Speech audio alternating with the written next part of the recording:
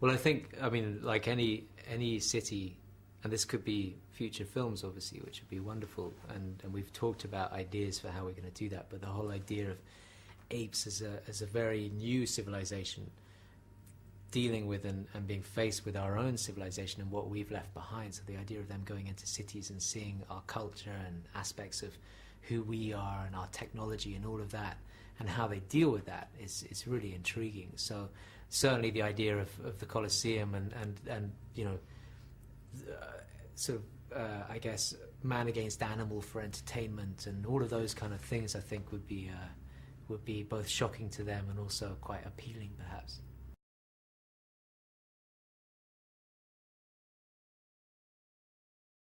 I hope the story. I mean, that's what really appealed to me when I first read the script, was the idea of this story of Spartacus. You know, it's the story of an uprising, but told from the point of view of just a single individual.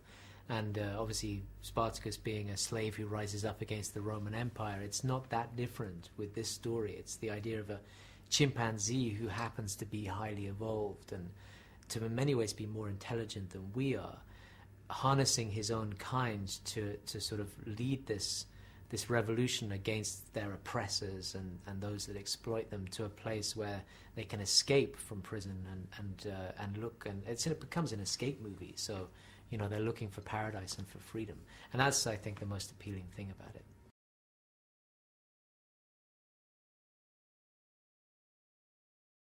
Well, I think mostly because this mythology and this whole idea of another species becoming the alpha of this planet intrigues people massively, but also the way that we can tell these stories using this sort of framework of telling the story of these apes it's a little bit like holding a mirror up to ourselves. We get to see a reflection of ourselves in such a way as we get to understand certain aspects of us, but we're telling the story through the eyes of apes, and there's something really appealing about that.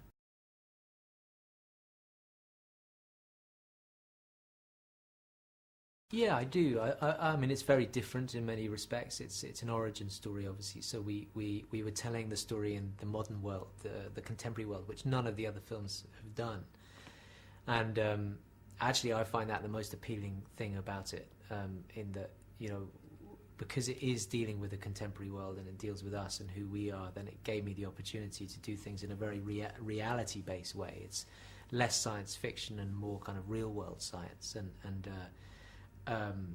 but I think we still echo the themes of you know, the oppressed, and the '68 film dealt with civil rights and slavery and nuclear, you know, Holocaust and all of those kind of things that were big issues of their time, and I would say that the environment and modern medicine and science, all of those things are issues of our time.